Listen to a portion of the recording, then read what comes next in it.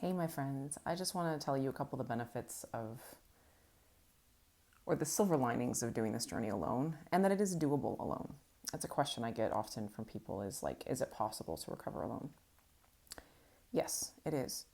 Um, and I'm not promoting that. It's not the easiest thing in the world, but sometimes it's the only option we have available. And I want to tell you some of the benefits of it because everything has its pros and cons.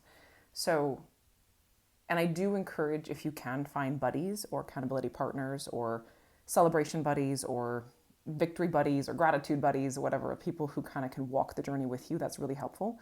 But aside from that, not having supportive, friends, family, community supporting you emotionally or however throughout your journey, it's still doable. So, some of the really cool things that happen when you do this alone, you develop an incredible amount of trust in yourself.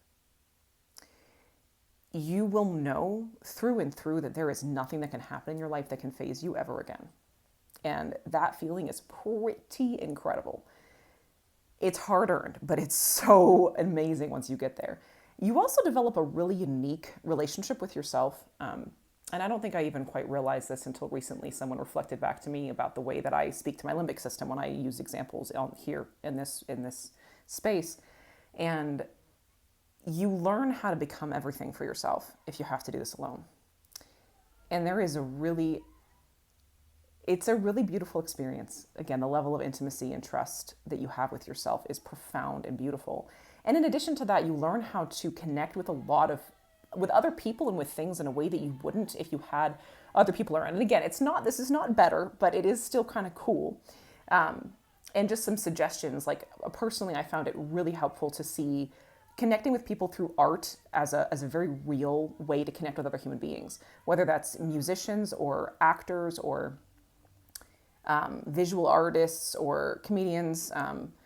Bono is one of my best teachers in this life, and all the folks on Whose Line Is It Anyways, those men, every time I go back and rewatch, it's like hanging out with an old friend. It's the sweetest feeling, and it really, genuinely, these people, I'm like, they feel like family to me, because they were the people who were there for me when I needed them, when I needed someone, when I was in recovery. So there is, and with nature and with, your routines and your rhythms, there is a very beautiful and unique way you learn to connect with these other parts of life when you have to do this alone, that becomes a very sweet solace over time and gives you a real sense of groundedness. I will say too that there comes a point where you do need human connection to further your healing. There does come a point, but you can rewire your brain and achieve a solid level of recovery without a lot of support.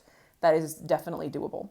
So I just want you guys to know that and kind of look for some of those other ways to find connections to animals, nature, people in unusual ways. Authors, writers are also really amazing places to find connection to people who you feel like see you. You can be seen by a song or a poem or anything of that nature, sometimes much better than another human being. So go resource yourself in any way you can and know that if you're alone, you can do this, and there are other people out there doing it alone with you. Love you guys.